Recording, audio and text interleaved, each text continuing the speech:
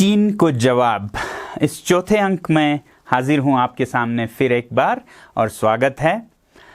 कल यकायक हमारे देश के प्रधानमंत्री नरेंद्र मोदी जी यहां लद्दाख में पधारे और उन्होंने सैनिकों को संबोधन किया।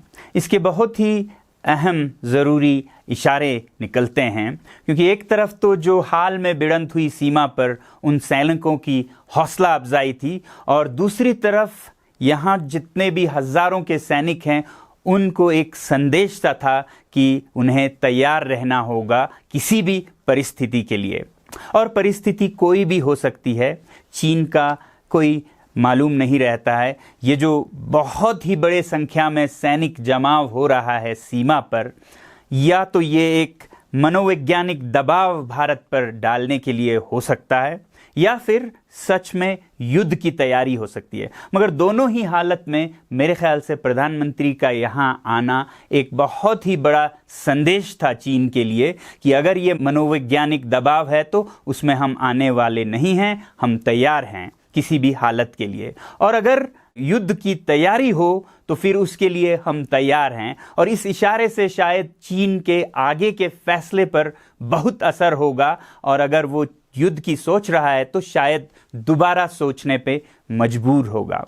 तो प्रधानमंत्री के इस कदम से हमें समझ आता है कि मामला कितना गंभीर है सीमा पर, और इस वक्त पूरे देश को, देश की फौज को, जनता को और हमारे नेताओं को किस तरह एकजुट होकर दिलो दिमाग से चीन से सामना करने की तैयारी करनी होगी। सिर्फ सीमा पर खड़े हमारे सैनिक कोई जादू नहीं कर पाएंगे जब तक कि हर नागरिक, चाहे एक विद्यार्थी हो या एक शिक्षिका या शिक्षक हो या फिर एक सफाई कर्मचारी हो या डॉक्टर हो या फिर सैनिक हो, अधिकारी हो, राजनेता हो, इन सब को कुछ ना कुछ बदलना होगा पिछले 70 सालों की तुलना में, तभी जाके हम कहीं पहुंच सकते हैं। अब चीन से अगर भारत की तुलना करें तो लगभग हर विकास के दरों में या आर्थिक दरों में वो हमसे 4 से 5 गुना आगे है। 4 गुना अगर आगे है तो हम जिस तरह अभी चल रहे हैं उसी तरह चलते रहे तो पिछले 50 सालों में हम बराबर से 4 गुना छोटे हो गए उनसे, तो अगले 10 या 20 सालों में तो फिर 4 से 8 गुना छोटे, 8 से 16 गुना चीन से हम छोटे होते जाएंगे अगर हालत यही कायम रही। तो इस बार हमारा टक्कर चीन से है। चीन हमें हमारा दुश्मन नज़र आता है, मगर मेरा ये मानना है कि बहुत बार दुश्मन हमें बहुत कुछ सिखा जाते हैं, हम में बहुत तब्दीलियां ले आते हैं जो कि हमारे दोस्त भी नहीं कर पाते। अब देखिए, आप कोरिया का अगर उदाहरण ले तो कोरिया का दुश्मन रहा है जापान, जिसके अधीन वो गुलाम था, और लगभग हमारे साथ ही वो भी आज़ाद हुआ जापान से। मगर उन्होंने जापान की गुलामी या जापान को सर आंखों पर रखकर उनकी भाषा अपनी बनाकर स्कूलों में, दफ्तरों में प्रयोग किया, ऐसा नहीं हुआ। उन्होंने जापान के अधीन मानसिक रूप से होने के बजाय जापान को उसी के खेल में पछाड़ने का एक प्रण लिया 1948-1950 में। बल्कि हाँ, कोरिया तो हमारे से भी बदकिस्मत था। बहुत बड़ा जंग हुआ 1950 में और राख में से निकलकर उसने जापान का बराबरी करने का ठान लिया, और हर नागरिक, हर अधिकारी, हर नेता के दिमाग में भूत सवार था कि हम जापान को उसके ही खेल में हराकर ही छोड़ेंगे। और पिछले 70 सालों में देखते ही देखते आज जापान से कोरिया बिल्कुल बराबरी पर विश्व स्तर पर आर्थिक और औद्योगिक विकास के दृष्टि से पहुंच गया है। तो जिस तरह कोरिया ने जापान को एक दुश्मन नहीं बल्कि एक प्रेरणा बना ली, एक ब्लेसिंग इन डिस्गाइज बना ली और अपनी उन्नति प्रगति 10 गुना के दर से करके जापान के बराबर पहुंच गया, क्या भारत वही नहीं कर सकता है चीन के साथ? तो भारत भी चीन को एक दुश्मन के बदले एक वेकअप कॉल की तरह भी बना सकता है और देखते ही देखते अपनी प्रगति को संगठित और सुनियोजित कर सकता है। इसके लिए मैं आप लोगों को आज एक फॉर्मूला देना चाहता हूँ। ये फॉर्मूला मेरा नहीं है, ये बहुत ही पुराने हमारे भारत की मेरे ख्याल से परंपरा में से है। एक कहावत है, तू शेर तो मैं सवा शेर। शेर शेर नहीं है, शेर एक किलो के लगभग का वज़न नापने का एक यूनिट है। तो कहावत है कि तू जितना है उससे मैं सवा गुना ज़्यादा हूँ। तू 1 किलो है तो मैं सवा किलो हो सकता हूँ। तो ये सवा का फॉर्मूला मुझे बहुत ही पसंद आया और मैं आज भारत के सामने ये रखना चाहता हूँ।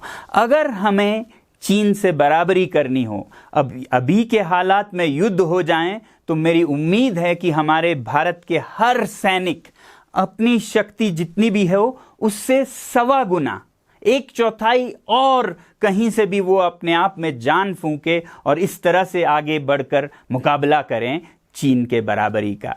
मगर मुमकिन है कि अभी कोई युद्ध जंग ना हो और हमें चीन से बराबरी करने का और समय मिले, तो हमें अगले 10-15 सालों में अगर चीन के बराबर होना है आर्थिक रूप से, विकास के रूप से, शिक्षा के दर से, तो फिर हमें सवा का फॉर्मूला अपनाना होगा। यानी कि जो आज हम कर रहे हैं, जिस तरह से भी कर रहे हैं, चाहे वो आपके फैक्ट्री में सामान बन रहे हो, या अगर आप एक विद्यार्थी हैं तो कितने घंटे आप पढ़ाई कर रहे हो, या आप डॉक्टर हैं तो कितने मरीजों को आप देख रहे हैं, जो भी आप कर रहे हैं उससे सवा गुना करना शुरू कर दीजिए देश के लिए, अगर हम चीन के बराबर होना चाहते हैं अगले कुछ सालों में।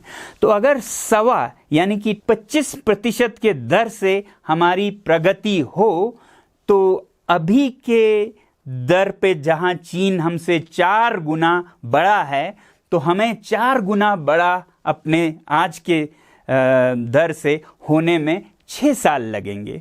तो 6 साल में हम आज के चीन के बराबर हो चुके होंगे।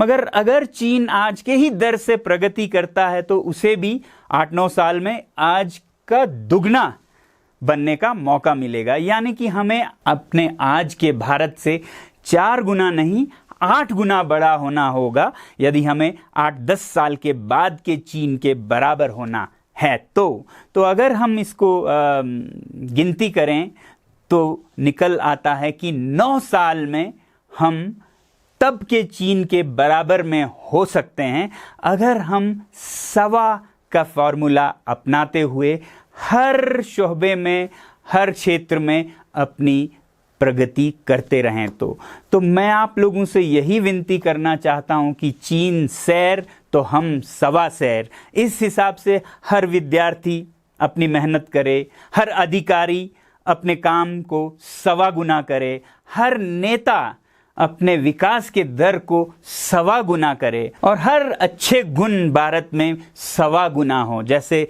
अगर करप्शन है तो हम अपनी ईमानदारी को सवा गुना बढ़ाएं, अगर हम सुस्त हैं तो हम अपने ऊर्जा को सवा गुना बढ़ाएं, अगर हम लापरवाह हैं तो हम अपने होशियारी को सवा गुना बढ़ाएं। और सवा शेर के इस कहावत के फॉर्मूले पर अगर हम चलते जाएं तो मैं आप लोगों को आश्वासन देना चाहता हूं कि अगले 9 से 10 साल में भारत चीन के बराबर होगा। तो कोई मजाल नहीं होगी कि कोई हम पे आंख उठाकर देखे।